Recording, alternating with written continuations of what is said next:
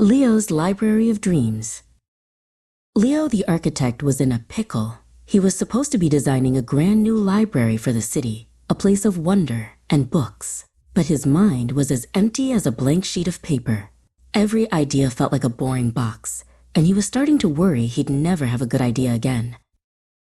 One night, digging through old computer files, he found a strange program. It was called Pattern Weaver, and it promised to find the hidden music in buildings. He fed it pictures of famous libraries, hoping for a spark of inspiration.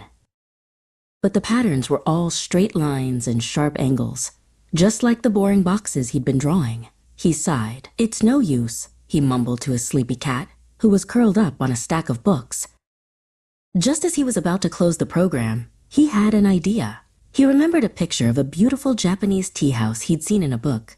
It was small and simple, but it felt so peaceful. He found the picture and uploaded it to the Pattern Weaver.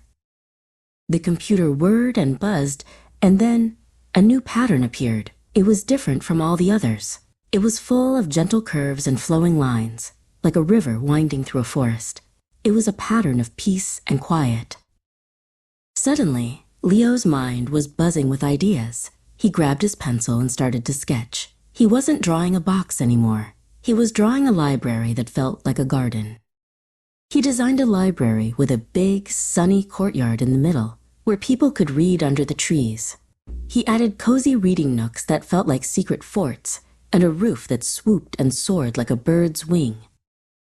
When he showed his new design to the city council, they were surprised. "It's different," said the mayor. But as Leo explained his ideas, they started to see it too. They saw a library that was more than just a building. It was a place for people. The new library was built, and it was even more beautiful than Leo had imagined. People came from all over to see it. They read books in the sunny courtyard, they whispered stories in the cozy nooks, and they felt the peace of the tea house in every corner.